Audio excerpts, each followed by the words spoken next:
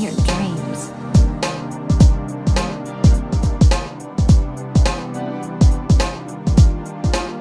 Hey, what's up guys? Welcome back to another Honkai Star Rail video, and today I'm just going to be doing a quick and a very quick little guide on the simulated universe. If this video has helped you or you just like the content, please leave a like, comment, subscribe, all that good stuff. It'd be greatly appreciated. I'll take all the support I can get. So I will be doing this guide based on worlds 1 through 6. There will be chapters in this video. So if you're struggling in a specific world, just, go to that chapter. For each world, I'm going to be listing the best teams, the best blessings, the best path. So for World 1, a free-to-play team that you can use is Danhang, Trailblazer, Physical, Asta, and March 7th. Both Danhang and the Physical Trailblazer being the main DPS for this team. Danhang can target the Ice boss and the Trailblazer can target the Fire boss. Asta is really good at breaking shields that are weak to fire, so she's also going to help against the Ice boss. And March 7th is a pretty good preservation character. She's basically going to be keeping your team alive, and she's also going to help take out the Fire boss. The blessings that you want for this free-to-play team is the Remembrance blessing, so March 7th can easily freeze one of the bosses. Another team that you can use is Bronya, Seela, Pella, and Natasha.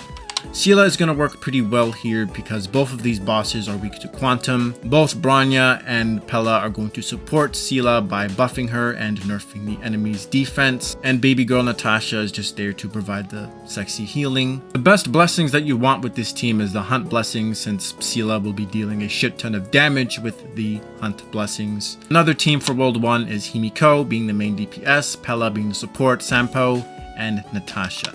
Himiko is really good at breaking shields that are weak to fire, and she's also an AoE character. Pella obviously helping out against the fire boss and decreasing the defense. Sampo is really good at damage over time, and he's also wind, so he'll help against the the ice boss. And his damage over time can stack up with Himiko's damage over time, so they're both going to work pretty well together. The blessings that you want for this team are the Remembrance and Elation. Remembrance to constantly freeze the enemies, and Elation will help out with Himiko's follow-up attacks. Last team for World 1 is Yaqing, Asta, Natasha, and Gepard.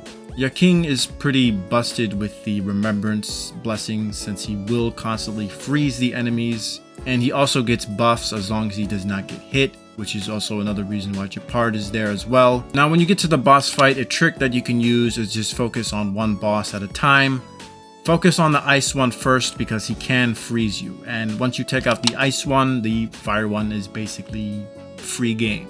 The Remembrance blessings are going to be pretty good because you're going to be constantly freezing the enemies and they won't be able to do anything to you. Now speaking of Remembrance, in World 2, the best path for World 2 is going to be the Remembrance, since, you can freeze enemies. Free-to-play team that you can use for World 2 is Serval, Herta, Asta, and Natasha. Serval and Herta will be able to break a majority of the enemy's shields.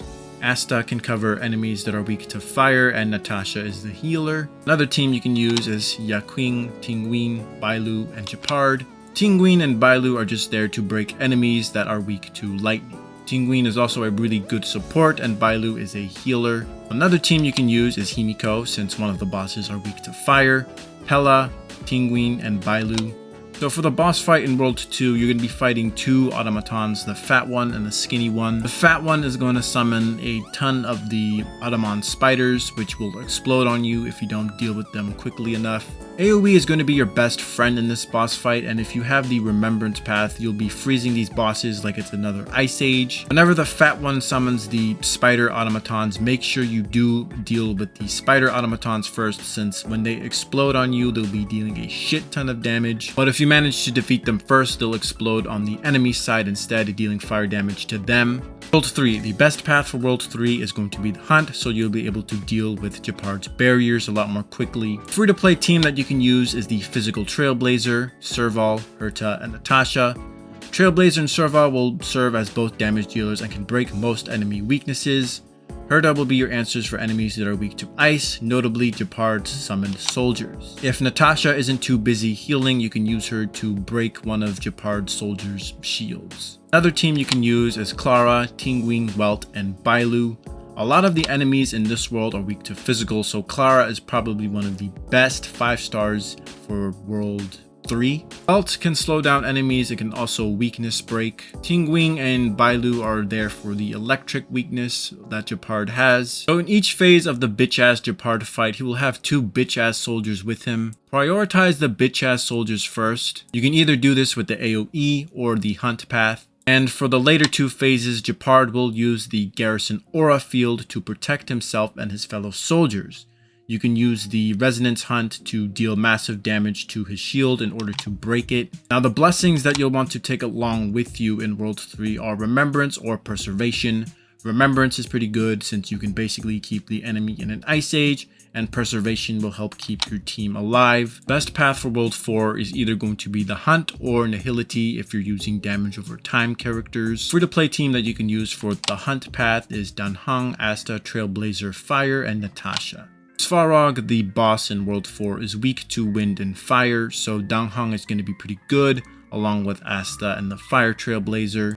A Nihility team path that you can use is Serval, Sampo, Bailu, and Trailblazer Fire.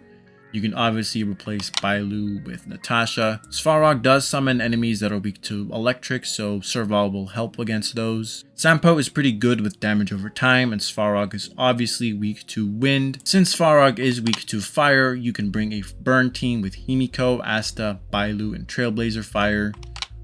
Himiko can be replaced with Hook, and Bailu can be replaced with Natasha. Now, at the first phase of the Svarog boss fight, he will summon smaller enemies to help him out. Focus on Svarog first, build up enough energy for your Resonance Path, then use the Resonance Path to knock away all of the smaller enemies. At phase 2, Svarog will summon 2 stronger enemies to help him out. Both of these enemies can inflict bleed damage, so watch out for that. Use the same strategy for phase 1, focus on Svarog and use the Path Resonance to knock away his allies. At phase 3, instead of summoning automatons, he'll be summoning a hand that will be able to capture one of your allies. In this phase, you want to save up your Resonance Path and your ultimates in case the arm arrives, because once the arm arrives, it can take away one of your allies. If the hand does capture one of your allies, you do have to inflict weakness break in order to free your ally. Anyways, once the hand does show up, make sure you take it out as quickly as possible, otherwise it'll detonate and deal a shit ton of damage. Obviously, once you've taken care of the hand, you deal as much damage to Svarog as possible.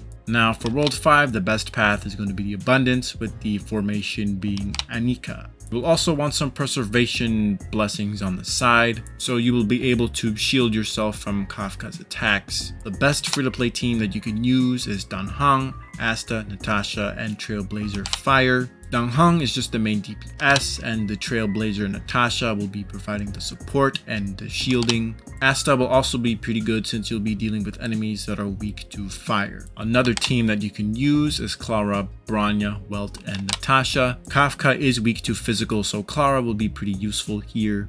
Bronya and Welt will be supporting Clara by buffing Clara and slowing down the enemies. Also, all of the enemies in Kafka's boss fight are weak to imaginary, so Welt can break them. If you don't have Clara, you can also use Su Sheng instead. Same concept basically applies. Now for the Kafka boss fight, in the first phase, she will have 2 soldiers fighting alongside with her. Take them out first, and once you take them out, it's basically going to be an endurance test from here. The Abundance Path is going to be your best friend here, because not only will it heal you, if you've selected the Anika formation, you'll be able to remove Kafka's debuffs. One of the annoying debuffs that you'll be facing in the Kafka boss fight is the Dominate debuff. This Dominate status basically makes one of your characters go berserk and attack one of your own teammates, which is a pretty annoying debuff. This boss fight is going to test your patience, so make sure you be patient. Try not to fuck up in any moves, otherwise you will die. So on to World 6. The best path for World 6 is going to be Abundance. There is a dewdrop mechanic with the Abundance path, which basically increases your damage due to a certain blessing. You'll also have a chance to pick up Curios, which is kind of like a buff or like an item that buffs you. Curios that you can get is basically all randomized, just like with the blessings. But the best Curios that you want to watch out for is the Infinitely Reclusive Code and the Normal Code Curios. The Infinitely Reclusive Code will help you get 1 extra skill when you're doing basic attacks, and the Normal Code will help you take reduced damage. The best free-to-play team that you can use for World 6 is Serval being the main DPS, Trailblazer Fire, Asta, and Natasha. Cocolia, the boss in World 6, is weak to lightning and fire. Another team you can use is Sela, Welt, Trailblazer Fire, and Natasha. Sela will be pretty good against the Cocolia boss fight since basically all of Cocolia's summon and Cocolia herself is weak to Quantum. Not to mention Cocolia's summons are pretty annoying to deal with, so Sela will help against that. Welt is there to slow down the enemies, and he's also going to be useful against Bronya since Cocolia does summon Bronya in phase 2. Bronya is weak to Imaginary. Another team that you can use against the Cocolia boss fight is Himiko, Serval, Trailblazer, and Natasha, obviously because Cocolia is weak to fire, along with her summons as well, especially Bronya. Now for the Cocolia boss fight, since you have Abundance Path, you'll also need the formations of Anita and Anika. Anika getting rid of the debuffs such as Frozen. Cocolia will freeze you pretty often in this boss fight. The Anata formation, you'll be healed every often once you've used the Abundance Resonance. So in World 6, make sure you pick up as much of his Abundance Blessings as you can so you'll be able to have 2 formations of the Abundance. You need 6 for the first one and you need 10 for the second one. Now throughout the boss fight, the Cocolia will summon 2 ice crosses to the field, which are pretty annoying. Make sure you deal with them as often as you can because they can deal AoE damage and it basically racks up, so make sure you deal with them as quickly as you can. Now in the second phase of the boss fight, Cocolia will summon Bronya. Make sure you take out Bronya as quickly as you can. We all know how good Bronya is as a playable character. Facing her against as an enemy is pretty annoying since Bronya can basically give Cocolia another action. Cocolia does have a very dangerous AoE attack that requires her to charge up, and with Bronya on the field, she can basically make Cocolia attack again with the AoE. Not only is the AoE attack very devastating, but can also freeze your characters. That's why the Abundance Path is going to be really great since it will be able to unfreeze you. And at the final phase of the Cocolia boss fight, it's basically, you just gotta survive. Cocolia will basically constantly summon the ice crosses, and there's also like an annoying AoE attack that will happen every now and then. Try to apply shields as often as you can, get your ultimates ready for whenever Cocolia summons her ice crosses. Abundance Resonance is basically going to be saving your ass during this phase since you will be taking a lot of fucking damage. So that's going to be the end of this video. Leave a like, comment, subscribe. If you have any questions, let me know in the comments. I tend to answer a lot of comments, and I will see you guys later. Bye bye now. Come again soon.